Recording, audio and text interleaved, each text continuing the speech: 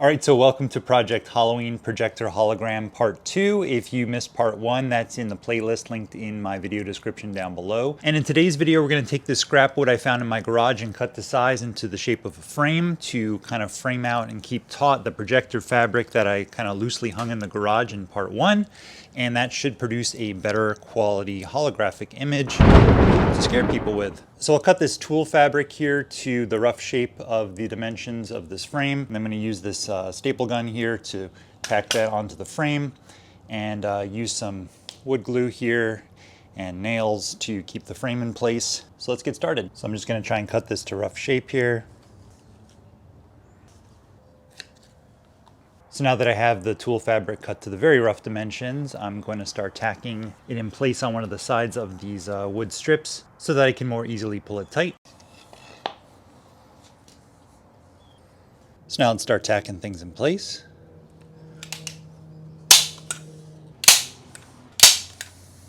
All right, so now that that side's fixed in place, I can more easily pull this a little bit tighter.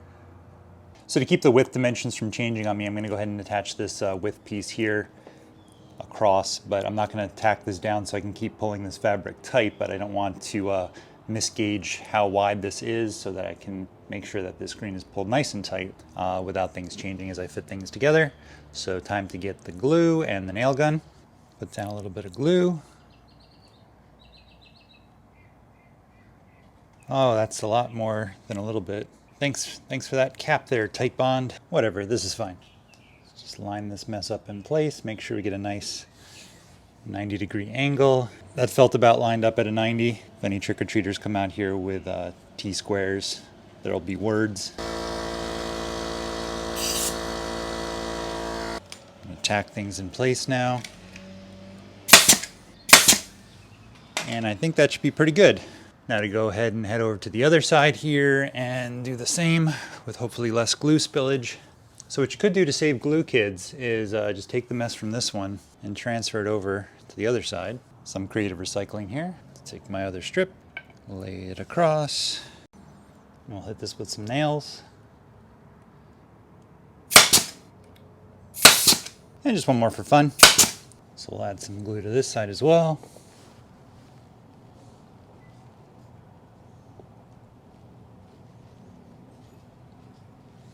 Just has to survive one day. Or maybe a couple seasons, so build it right once, right? All right, so now that I got the frame pretty solidly fastened, I just need to staple in the screen on this last side to keep things nice and tight. So let's do that now. And the sun's getting a bit too intense, so I'm gonna close the garage door.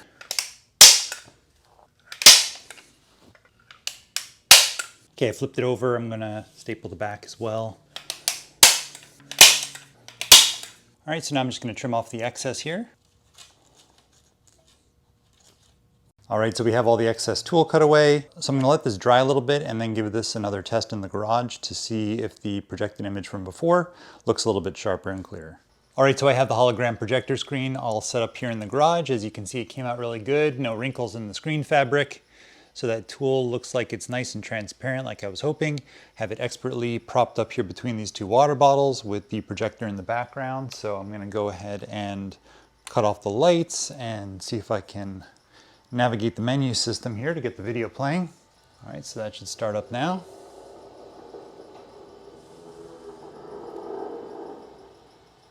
All right, so again, when I set this up outside, I'm gonna make sure that it's not picking up the background so that we don't have this backscatter like you see right now.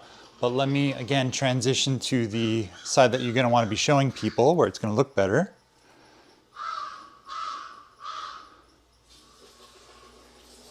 All right, so that looks actually really, really good. Again, you just have to find the right angle for your projector to scare trick-or-treaters and not ruin the illusion. So next steps, I'm going to go and find the ghost animation because that's more appropriate for an actual holographic sort of display. Although I do like my owls.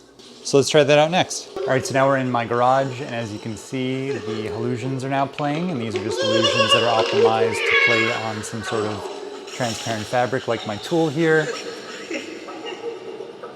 and in the darkness, just like I was hoping. The frame is kind of fading away, allowing for the illusion.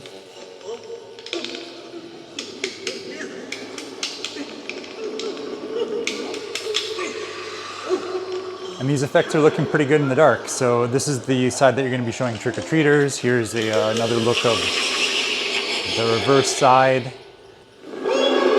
These holographic Halloween decorations are looking really good here on the tulle fabric, which disappears into the night, which I was hoping. I think I'll just actually paint the frame a little bit darker, maybe like a black or matte spray paint to kind of complete the illusion. And in part 3, what we'll do is set this up in the yard where it's more of an optimal condition. I got to find the right angle, and of course it's going to be darker there at night, so this should look even brighter and more vibrant. But yeah, these holographic Halloween illusions are looking really good. I'm actually quite impressed and excited to use them on Halloween. So I hope you found this video helpful. Thanks for watching and have a happy Halloween.